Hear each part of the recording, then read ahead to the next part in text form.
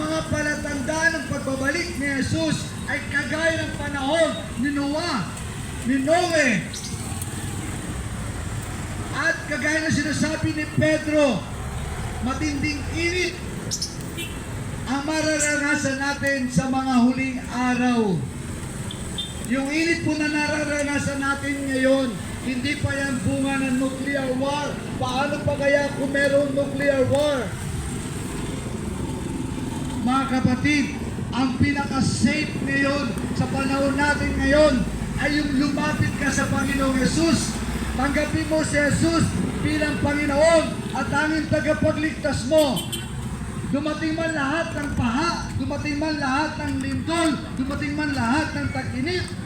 Kapatid, ang Diyos ay sasayo at poprotektahan ka kung tatanggapin mo si Jesus bilang Panginoon at tanging tagapagligtas mo sa buhay na to. Ang pinaka-safe na place ay yung sa piling ng Panginoong Jesus. Kaya mapalad tayo mga kapatid. Nakakarinig tayo ng mga warning na kagaya nito. Nung panahon ni Noe,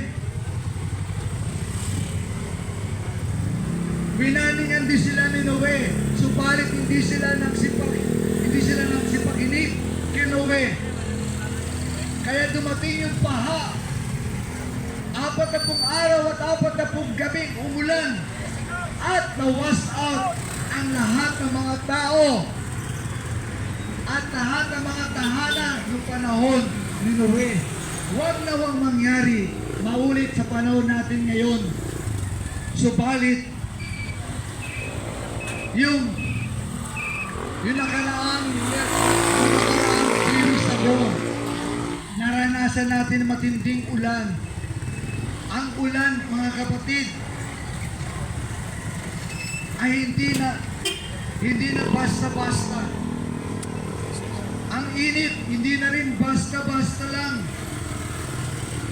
Ito po ay palatandaan na babalik na ang ating Panginoong Jesucristo. Binanggit dito ni Noah.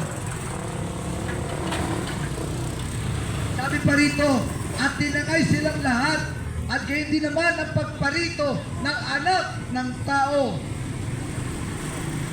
Mga kapatid, mapalad nga tayo, nare-remind tayo, at nasasabihan tayo ng salita ng Diyos, at nawawarningan tayo, at nabibigyan tayo ng pagkakataon magsisi sa ating mga kasalanan, at tanggapin si Jesus bilang Panginoon at tagapagligtas natin para tayo maging safe